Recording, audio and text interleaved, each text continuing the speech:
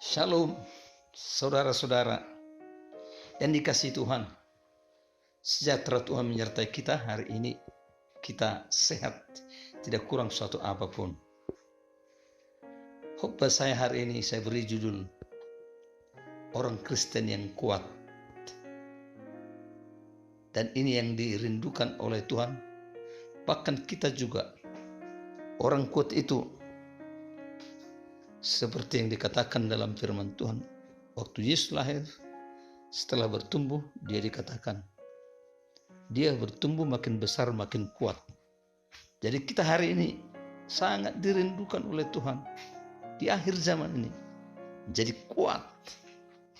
Dalam kitab Ulangan 32 ayat 11, seperti Raja Wali yang menjungkir balikkan sarang-sarangnya. Ia melayang-layang, mengangkat anaknya di punggungnya. Untuk apa, saudara-saudara? Tiba saatnya Raja Wali akan mengajar anak-anaknya itu terbang seperti dirinya, menaiki udara yang begitu tinggi, meliuk-liuk di udara.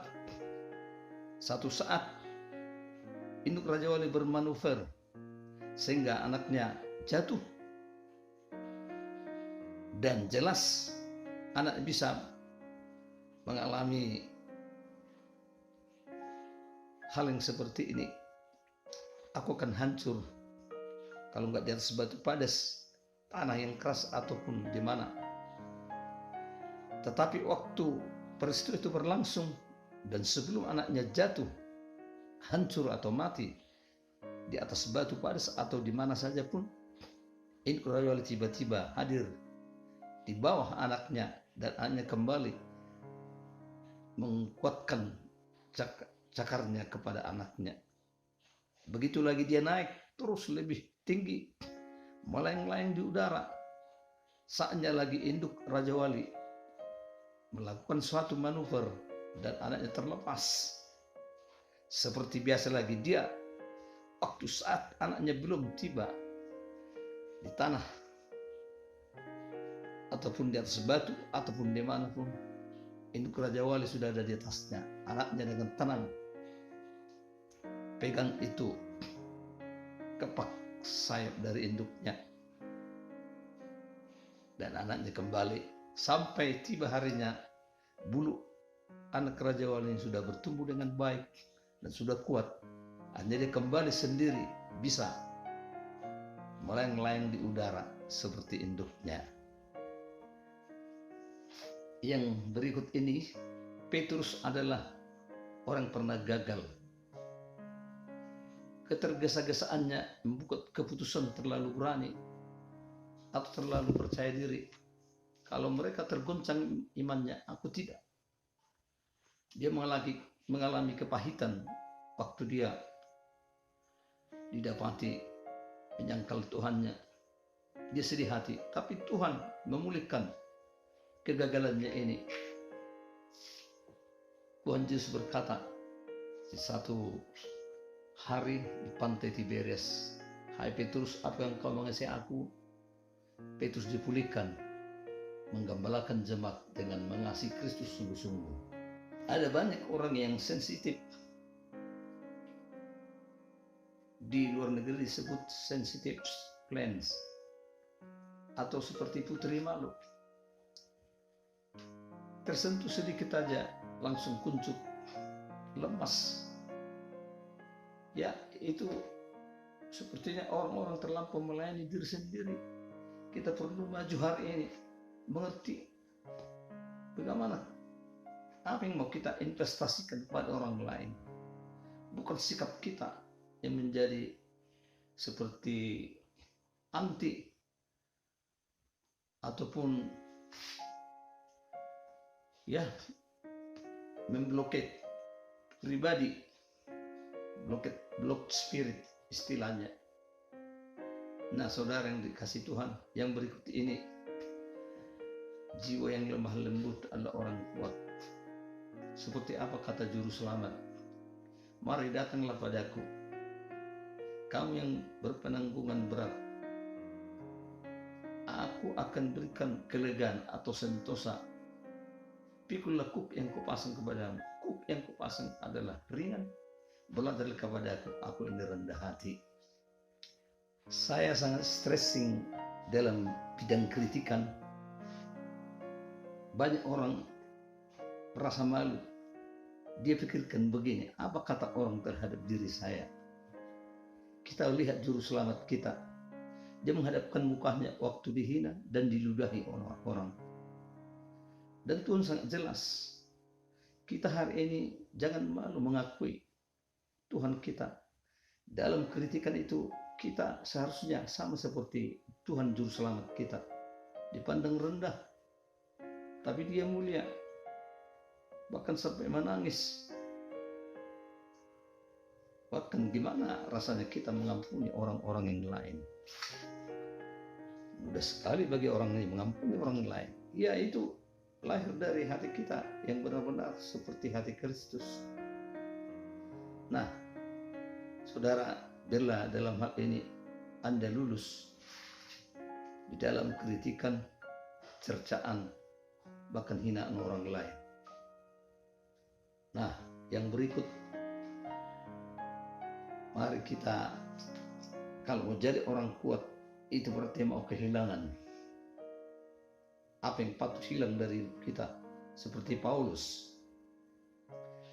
Paulus rela meninggalkan semuanya demi Kristus. Dan dia telah berkata dalam Galatia 2 ayat 20. Hidupku bukannya aku lagi, tapi Kristus yang hidup dalam aku. Hidup di dalam anaknya yang Mesias aku. Kristus sungguh sangat dikasihi oleh Paulus. Sehingga dia banyak mengalami penderitaan. Habis dia melayani. Orang sekarang bilang KKR. Bahkan secara pribadi dia melayani. Sampai dia mengalami bagaimana penglihatan surga yang dia lihat sampai diangkat Tuhan ke langit yang ketiga. Kalau tidak salah. Orang tidak usah sampai di sana. Sudah bisa. Kesombongannya luar biasa. Bisa hebat berkhotbah, melakukan hal yang supranatural. Udah sombong. Ini lawan daripada kehidupan Kristus. Jangan ada kesombongan. Kenapa semua terjadi dalam hidup kita? Itu Tuhan mau merendahkan hati kita supaya seperti Kristus. Nah, aku telah meninggalkan apa yang di belakangku. Apa yang menjadi reputasi bagi dia, kehormatan sebagai manusia yang diagungkan oleh kaumnya, orang Yahudi. Dia tinggalkan demi Kristus. Nah, baik dia menjadi rasul yang besar dan dia sangat merendahkan hati. Puji nama Tuhan. Dalam Ulangan 8 ayat 3 dan 17 jelas tujuan merendahkan hati. Dituliskan di sini.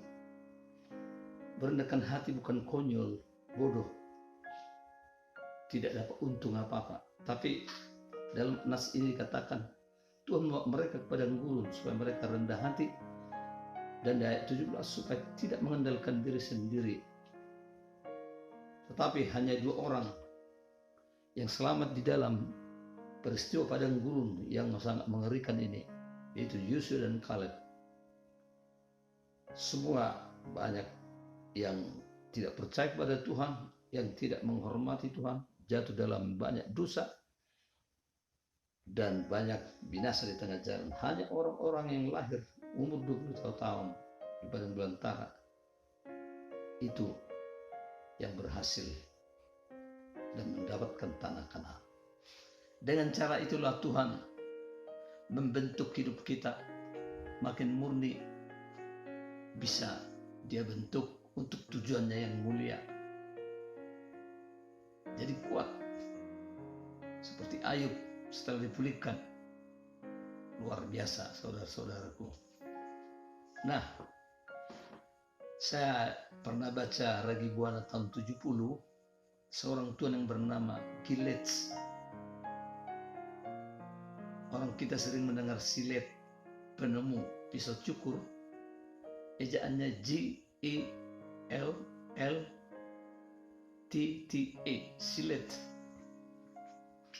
Dia menemukan besi-besi yang tidak terpakai. Dia bentuk besi ini untuk menjadi pisau cukur, dibakar, dibentuk sampai dengan begitu rupa sehingga bisa mencukur jenggot atau kumis seorang pria. Nah, akhirnya dia dapat hak paten untuk penemuannya ini yang kita sering lihat, pisau silet.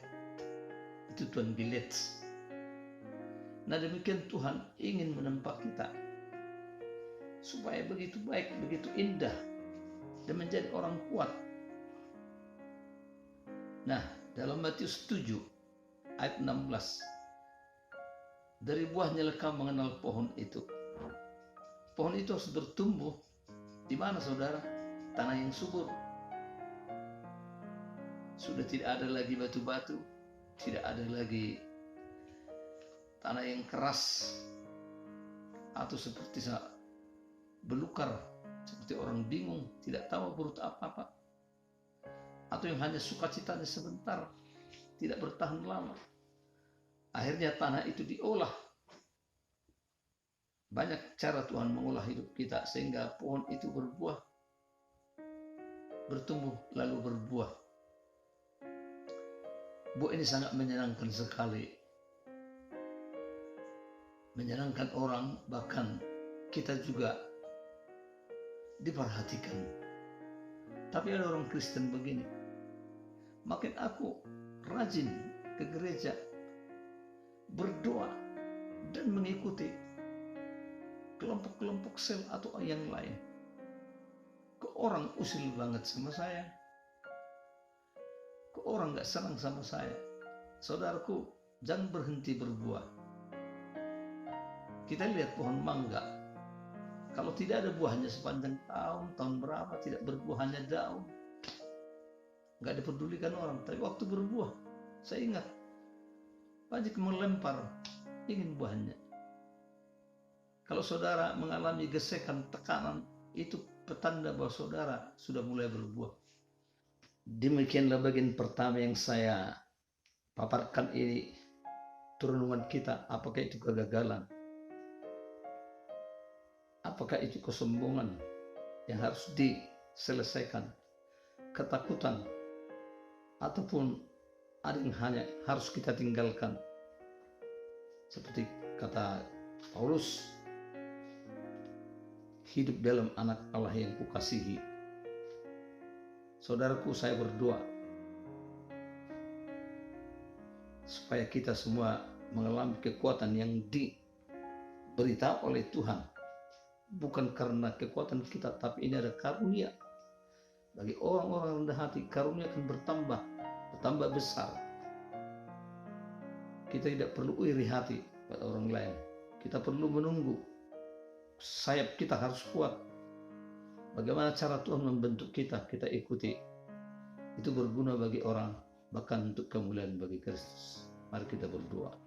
Terima kasih Tuhan, berkati para pendengar untuk jadi orang-orang kuat, mengalami goncangan angin puting beliung, bahkan suasana rohani yang tidak menentu, supaya mereka mempermuliakan Kristus. Dalam nama Yesus. Amin.